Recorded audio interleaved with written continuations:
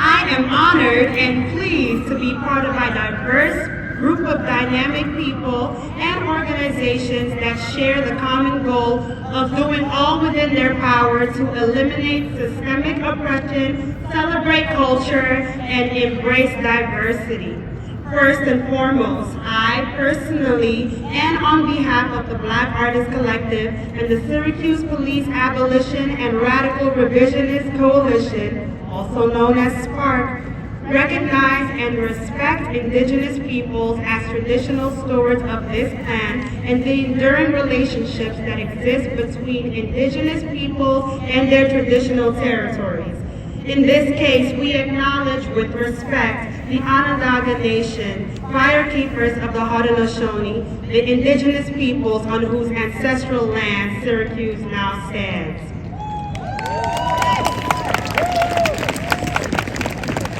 Here we go again. Another year of surviving, celebrating, loving, advocating, fighting, and living. Here we are again on a date that is gradually being replaced to be recognized, and rightly so, as Indigenous Peoples Day. And as David Love proclaims, we as a culture are here for it.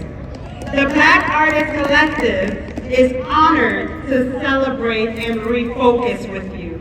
The invitation couldn't have come at a better time, as we have also intentionally focused on honoring our culture, history, ancestry, and present.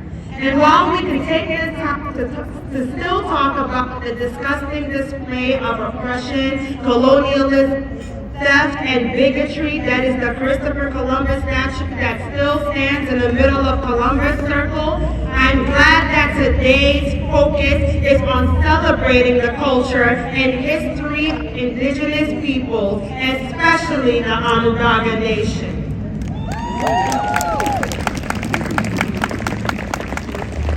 Indigenous Peoples Day is more than just remembering history. It is about understanding and honoring the people who came before us and on whose land we live. It is about reclaiming our history, rejecting the whitewashed version, and elevating the people who walked and worked this land. Today is about giving voice to the voiceless and putting faces to those often rendered invisible by society. Today reminds us that we are more than the sorrowful display that history makes us out to be. Today reminds us that we are warriors, conquerors, protectors, and our ancestors' wildest dreams. Today shows the world that we will not be silenced, broken, or forgotten. Our ancestors' songs are still being sung today. Our dances are still being danced. Our stories are still being passed down and told. Our traditions and celebrations are still upheld. And that's because we are still here. We are not going anywhere. We were stewards of this land before the white man tried to claim it as theirs. But guess what? We're here and we're taking it back by celebrating us. We're taking it back, not just by fighting and proclaiming that our lives matter, but by doing the things that honor our culture and our ancestral imprint on this land. Because the fact of the matter is, this land belongs to you, and it wants your hand back on it exclusively. This land will no longer tolerate being treated as it has been under colonial rule and foreign white hands for the past couple of centuries.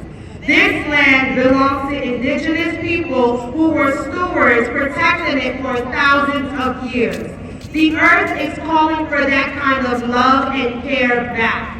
The government loves to talk about climate change and how they can combat it, but if they were smart, they would give 100% of the land back to indigenous communities and under indigenous people's control to heal and restore it to its original and healthy form. Studies show that even though indigenous people make up only 5% of the world's population, they protect 80% of its biodiversity. Scientists have noticed that land under absolute indigenous rule and hand has lower deforestation rates and stores a quarter of the world's carbon stock, making those lands crucial to fighting climate change. But indigenous people have been here for centuries before the dreaded Columbus came to mess things up. Indigenous peoples have gained centuries worth of knowledge that can help us understand weather and climate changes and reverse the effects of climate change. Indigenous peoples are the original peoples of this land and deserve to have, claim, and live on it free of conditions, stipulations, and restrictions. By now, you would have noticed that I keep saying we. This is because, as I have mentioned before, the African American and indigenous histories are very intimately tied. The connections between white supremacy, anti-blackness, and white settler colonialisms are not a breakthrough moment in American history, but one that has been woefully ignored by education systems and systemic governments alike. Indigenous Peoples Day resonates with Black people because we too are indigenous in America and around the world. History provides evidence that the African presence in the New World predates Columbus by centuries. Black people are responsible for the culture we see today. We are part of indigenous folks, and we know this because we are and have been fighting the same fight. Fighting to get our land back, fighting to be seen and heard, fighting against assimilation, fighting to live, and fighting to keep being our authentic self. We fight together, we celebrate together, we end oppression together. So why do we celebrate Indigenous Peoples Day? Well, because to us, every day is Indigenous Peoples Day. We deserve to be celebrated. We deserve to celebrate. Like Black people around the world, natives are so diverse. Your culture is so rich and powerful.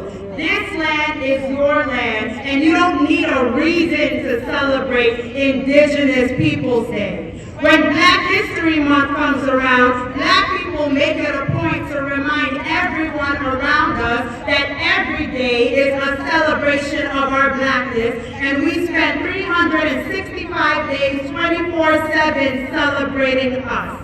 So to my Native brothers and sisters, celebrate today and every day because it is your right. Sing your songs, dance, tell your stories, speak your languages, and create your art because we are here to celebrate you, not just today, but every day. There is so much that we are willing to learn from you, and we at the Black Artists Collective are committed to amplifying your voice through the arts and combining forces to make sure that you are heard, seen, and always celebrated. And just for good measure, and for all those who thought that we forgot about this fight and demand, we, the Black Artists Collective, are in complete and total solidarity with the Onondaga Nation surrounding indigenous communities and indigenous advocacy groups as we demand that the Columbus statue be taken down immediately and that Columbus Circle be renamed and rededicated to the indigenous people to whom this land belongs. Ban walls, no more waiting. That display needs to come down now. We don't care if you're still deciding where you want to put it, but while you decide, take it down and store it in your office for all we care. But that statue no longer has a place in the heart of downtown. And while we are grateful that the President has officially recognized this day as Indigenous Peoples Day, let's not stop. Why not push for recognition of Indigenous Peoples Month? Why not push for nationally recognized cultural celebrations and festivals and parades in honor of indigenous tribes worldwide? The possibilities are endless because we deserve this celebration and recognition. We'll join you in your fight today and every day. We will celebrate and recognize each other in love, truth, and solidarity. Happy Indigenous Peoples Day.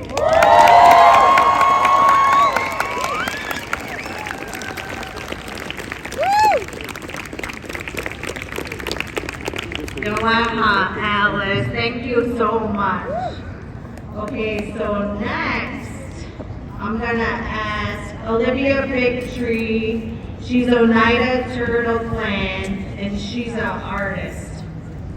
So, she's known as Liv Bigtree. She's a member of the United Nation Turtle Clan and resides on the Onondaga Nation and Akwesasne Mohawk territories.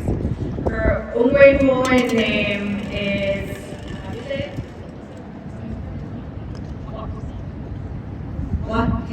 Nali, which translates to she puts down a good track. Liv is a multidisciplinary artist whose work has been recognized and exhibited via various awards and exhibitions.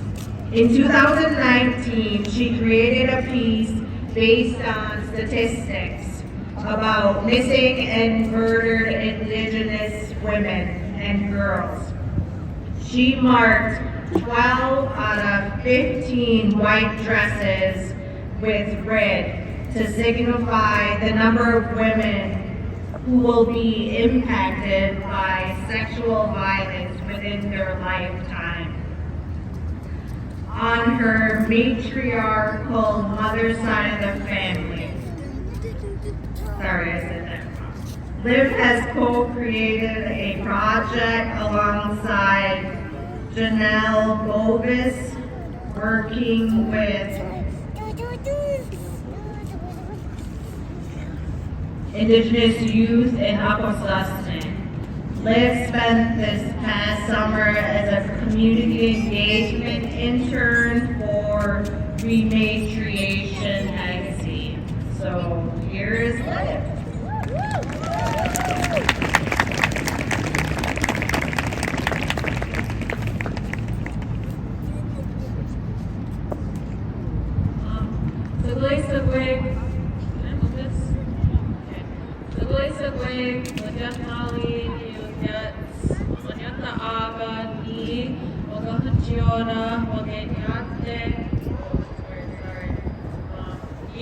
Okay, so my traditional given name is Nali, which translates to she puts down a good track.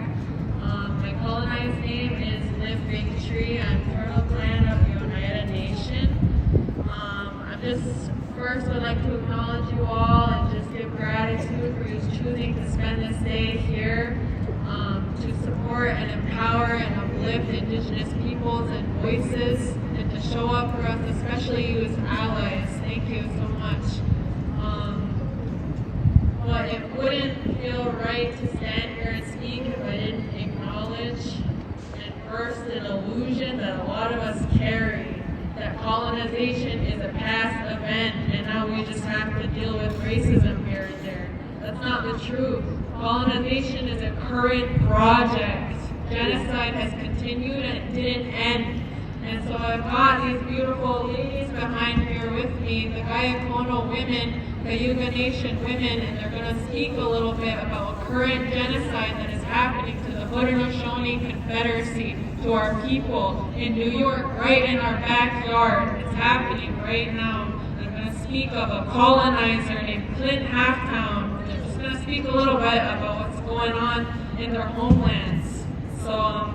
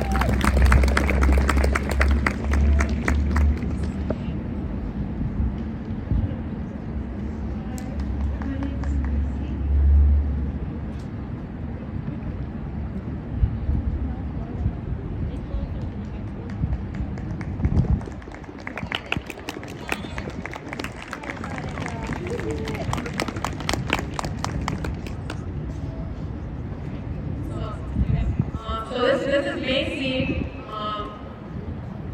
and right now what's happening is there's a colonizer named Clint Halftown, right? And there's a lot of misconception going on, but he stepped out of the circle. So he's not Haudenosaunee, it's not an internal issue. This is something that things need to happen to stop this.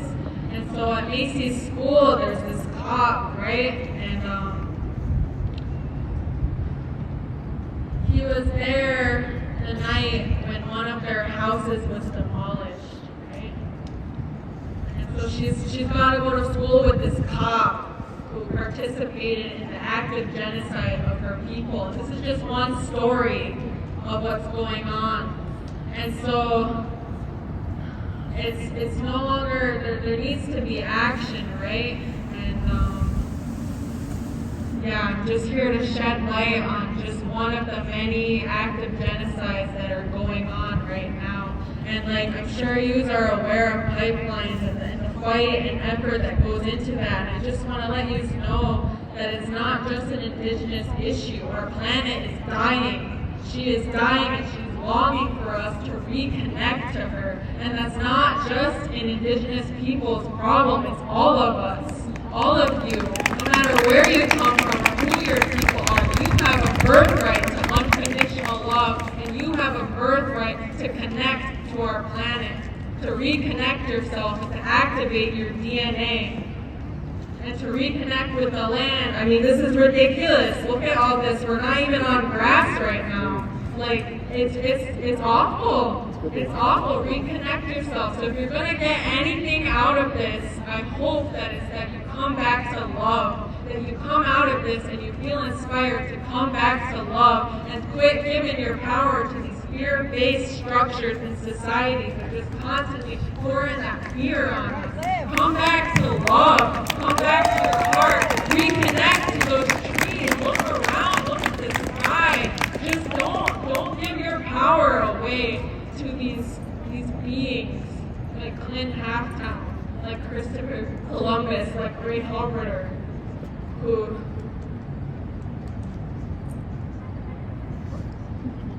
disconnect us. They disconnect us, and they do everything they can to take us away from our ways. And so I just want to open the mic. Okay, we'll just take a look at these beautiful faces here, and just, feel free to talk to them. They'll be here, and then on the back of that flyer, there's some information on how to help with the Gayakono. But yeah, if you're going to take anything away from this, I hope that I inspired you to reconnect yourself with the land, with creation, because that's the binding source that keeps us all all binded and connected through one source, and it's unconditional love. And it doesn't matter if you're indigenous or if you didn't inherit those traditions or ways. You have a right to that. It's your birthright. It doesn't matter where you come from. You have a birthright to unconditional love. So just remember that. Now,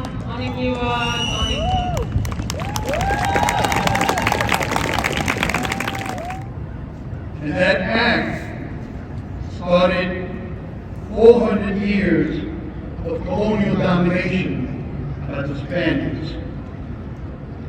One of the first things that they did was to enslave the indigenous people, Taínos. When their numbers dwindled, they brought in enslaved Africans. And that colonial domination continued until 1898, excuse me. And as the sister said a little while ago, colonialism is ongoing. It's an ongoing enterprise and project. In 1898, the United States invaded Puerto Rico. And it has been under colonial domination by the United States since that day. I want to share with you two stories of the impact and the damage of that colonialism. I remember as a little boy at family gatherings, hearing the women talk about another woman who had her tubes tied. She had her tubes tied, I would hear them say, because she didn't want to have kids now, but wanted to have kids later on. And that conversation occurred over and over at family gatherings, and it stayed with me. And it wasn't until much later that I understood the significance of what they were talking about. See, in 1937, a law was passed in Puerto Rico which made it an official policy to sterilize Puerto Rican women. See, Puerto Rico has, particularly at that time, one of the highest concentrations of people in a small space. And a lot of poor people in a small space. So between 1937 in 1960, about a third of childbearing women in Puerto Rico were sterilized. No informed consent, no information that those tubes cannot be untied when you want to have kids. That's what colonialism has done to our people. And that's I first got introduced to what became known as La Operación, the operation. The second story has to do with, I remember being at a family gathering, and I had started to study our history. And my thoughts and ideas about colonial status of Puerto Rico were taking form. And I said, colonialism is wrong. Puerto Rico should be independent. And I remember at this gathering talking to my artist partner, and I was sharing with him how I believe that Puerto Rico has a right, an inalienable right, to self-determination. And that my view. And that my view was that Puerto Rico should be independent. Now, his response was interesting. He said to me, you have to be careful. You have to be careful with expressing those ideas. And he called my father over, and he said to my father, let your son know that he needs to be careful when he talks about independence. What I came to learn later was that fear that oppression, that intimidation stems from a history of intimidation and oppression of the independence movement of Puerto Rico. In 1948, a law was passed, La Ley de la Mordaza, became known as the gag law. And the gag law made it a crime, punishable by 10 years in prison,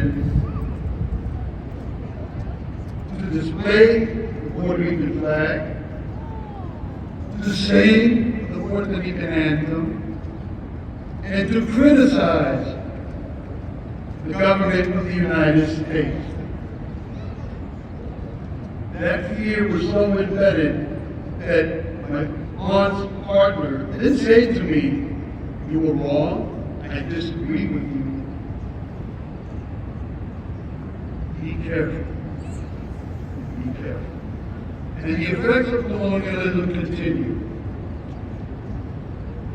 Maria devastated Puerto Rico 5 years ago. Fiona did extreme damage recently. We have a junta, an appointed, non-elected board that oversees the economy of Puerto Rico. And to this day, speaking about independence, raises a lot of concern. So thank you for the opportunity to be here. Y viva Puerto Rico libre. So next, I want to bring Hillary and Coppola. She's a founding member of WISH CNY and a steering member of NOON. For the past 6 years, Hill has helped organize events celebrating Indigenous Peoples Day, as well as events in supporting the removal of the Columbus statue. Hill? Thank you, Danielle. I'm going to try to keep it brief so we can move on to the rest of the celebration. But first, I do want to repeat an extension of gratitude to the people of the Onondaga Nation, the firekeepers of the Haudenosaunee Confederacy, and the rightful legal caretakers of the land that we joined together on tonight. WISH CNY is a group of people committed to education and peacemaking. We have been working towards a more just and equitable Syracuse since the summer of 2020. We are very happy to be part of this celebration with you. Last Indigenous Peoples Day, WISH CNY gathered with hundreds of others at the Columbus Monument nearby. Speakers shared about our collective goals to have the Columbus Monument removed from the center of the city. WISH CNY supports Mayor Walsh's commitment to renew the circle as a gathering place for all Syracuse residents and Onondaga Nation citizens. Indigenous Peoples Day is a day which honors cultures and histories worldwide. I would like to briefly express why we reject the mythological image of Christopher Columbus in relation to Italian heritage, etc. And this may be triggering, and I apologize for that. Columbus Day honors the power of white supremacy in the U.S.'s so-called Jim Crow era when the monument was established. It honors the ideology of fascism that Benito Mussolini operated under to support this monument, as well as his violent genocidal occupation of Ethiopia. Columbus Day and this statue honors the violent and genocidal colonization tactics subscribed to by Columbus and so many others who have been held as heroes by colonizing countries and governments. Columbus Day honors the direction given in the doctrine of discovery by the Catholic Church to subdue, capture, and enslave all non-Christian peoples whatsoever. The doctrine of discovery is codified into law in the U.S. and elsewhere, and enables and supports the continuing enslavement, murder, torture, and rape of indigenous peoples and the taking of their lands worldwide. We have come up against opposition here in the city of Syracuse, unfortunately, to say goodbye to Columbus. The Columbus Monument Corporation has stalled the process of creating equity for all citizens of Central New York. This lawsuit is now in its appeal stage, and we look forward to a decision shortly after Election Day. We say shame on the Columbus Monument Corporation because your statue does not take precedence over living people. The refusal by Judge Gerard Neary to hear the Honor of the Nations amicus brief, which clearly states the monument's contribution to the pain and disrespect enacted upon the indigenous community by U.S. colonization, is another stall. We say, shame on Judge Neary for his lazy and biased judgment. Before I close, I want to mention a couple of the real-life traumas that the Native people of Turtle Island have experienced. This is the same history which includes the actions and impacts of Christopher Columbus. I'm sure most of you are aware of the identification of burial sites as so-called boarding schools for Native children. These schools sought for over a century to assimilate indigenous children into white society and weakened Native families and cultures and took lives. More than 400 such facilities supported by the U.S. government and more than 50 associated burial sites exist. This figure will likely grow exponentially as research continues. Liv and the Guyana kids also brought to your attention the ongoing cultural genocide happening south of here. And this is due to the action of the Bureau of Indian Affairs. They are allowing the ongoing destruction of homes, businesses, community and cultural centers, the abuse and injury of elders, the taking of ceremonial objects, hospitalizations, near-death experiences, and the continuing harassment of families and children. So please get more information at the noon table about what you can do to help as a U.S. citizen. We have wished CNY will continue to resist the false histories produced as part of the oppression by white supremacy and colonization, continuing to engage in education, community outreach, and solidarity action. Thank you all for your time, and I hope to visit more with you tonight.